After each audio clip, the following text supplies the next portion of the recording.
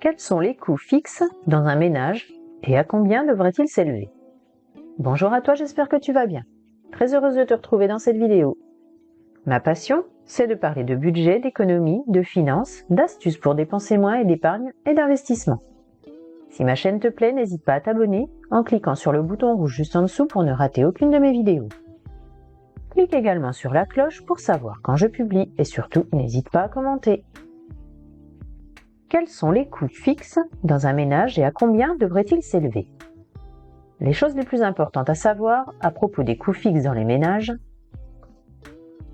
sont: afin d'avoir le contrôle sur tes finances, il est important de connaître les coûts fixes de ton ménage. Cela inclut tous les frais réguliers et constants, tels que les dépenses mensuelles.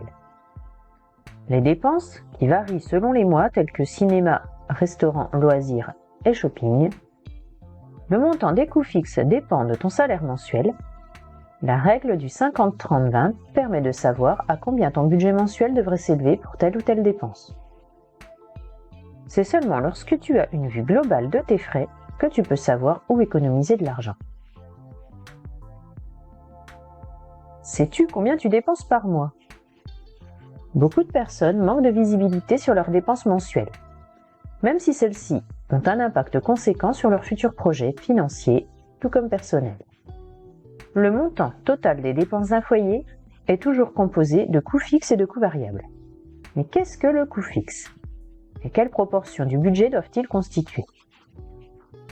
Trouver le parfait équilibre entre les revenus et les dépenses n'est pas toujours simple. La première étape doit donc être d'examiner ses propres dépenses en détail. Si l'on connaît ses frais mensuels, il est plus simple de trouver des façons d'économiser et d'optimiser son argent. Il est donc très important de savoir quels sont les coûts fixes. Les coûts fixes d'un ménage, qu'est-ce que c'est? Ce sont les dépenses qui arrivent régulièrement et d'un montant similaire.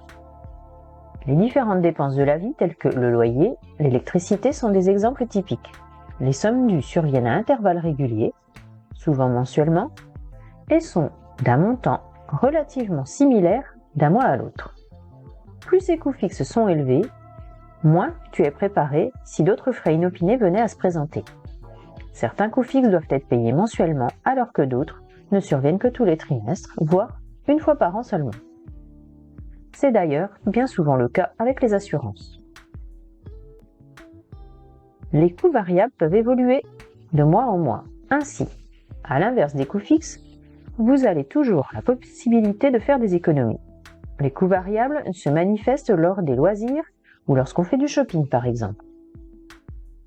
Les coûts fixes incluent le loyer, le remboursement des emprunts au crédit maison, l'eau, l'électricité, le chauffage, les assurances, les impôts, les coûts de location, frais de transport, abonnement, redevance télé, téléphone et internet, contrat mobile, souscription de sites de streaming ou chaînes payantes, club et frais de membres, frais pour la garde d'enfants, pension alimentaire et encore plus. Le montant du coût fixe et variable varie bien entendu selon les ménages. La chose la plus importante est le montant disponible par mois. Il existe certaines astuces que tu peux utiliser pour te guider. Tes coûts fixes devraient ressembler à ça. Une fois que tu as calculé tes coûts fixes, que tu les as comparés avec ton revenu mensuel, tu t'apercevras rapidement des éléments que tu pourrais éventuellement changer. Ces quelques règles peuvent t'aider. Les coûts fixes ne devraient pas dépasser 50% de ton salaire. Afin de te donner un maximum de flexibilité, il est recommandé de maintenir ces coûts fixes aussi bas que possible. De façon générale, la règle prescrit que tes coûts mensuels ne devraient jamais dépasser 50% de ton salaire net. 30 ou 40% serait encore mieux. Mais ce n'est pas toujours possible selon le salaire, le lieu d'habitation et le prix des loyers dans la région. Le loyer ne devrait pas dépasser un tiers de ton salaire net. Le montant du loyer, qui est très probablement le coût le plus élevé, ne devrait pas dépasser un tiers de ton salaire net au total. Cela inclut les dépenses utilitaires. Si tu payes beaucoup plus, la question du logement se doit peut-être d'être posée, même si ce n'est pas toujours facile d'économiser sur le loyer, en particulier dans les grandes villes ou les zones recherchées. L'épargne retraite dépend de l'âge. La pauvreté chez les plus âgés est un sujet de discussion important dans toute l'Europe. Tant le montant des retraites ne suffit plus à maintenir un cadre de vie confortable, c'est pour cette raison qu'une assurance retraite privée devrait faire partie de vos dépenses. Plus tu es âgé, plus le pourcentage de ton salaire net doit être consacré à une assurance retraite privée. Pour les trentenaires, le montant devrait se situer entre 5 et 8%. À partir de 40 ans, entre 7 et 10%.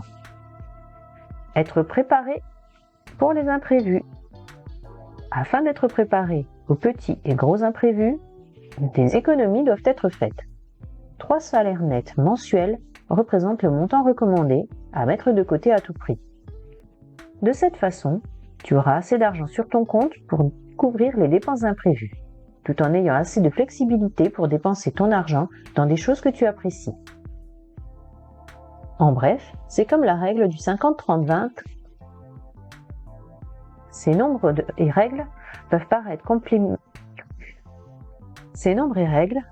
compliqués au premier égard, mais c'est finalement très simple à comprendre.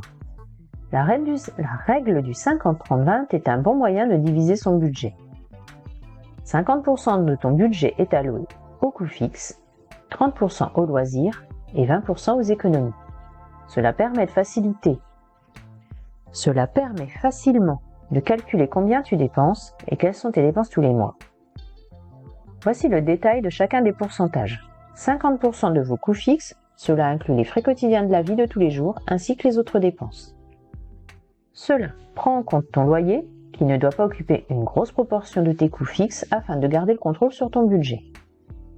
30% pour tes loisirs représentent les dépenses liées à la consommation et autres coûts variables en rapport avec les loisirs. 20% pour les économies et le remboursement de prêts. Tout d'abord, il est recommandé d'avoir dans son compte bancaire l'équivalent de 3 mois de salaire net. Une fois cela accompli, tu devrais penser à investir ton argent de façon réfléchie afin de bâtir un capital pour assurer ton futur. Cela peut être un contrat d'épargne logement, un plan d'épargne en fonds ou une assurance retraite privée. Si l'on part du principe que tu gagnes 1 500 € net par mois, tes coûts fixes mensuels ne devraient pas dépasser 750 €, ce qui inclut un maximum de 500 € pour le loyer.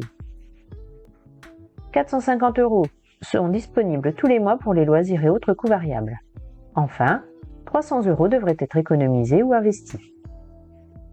Si tu veux analyser de plus près tes coûts fixes et tes économies potentielles que tu peux faire, rencontre un conseiller financier qui t'expliquera. Tu peux ainsi analyser tes dépenses en détail et trouver où faire des économies. Voilà pour aujourd'hui. Merci de m'avoir écouté. J'espère que cette vidéo t'a plu. N'oublie pas de t'abonner et on se retrouve plus tard. À tout bientôt.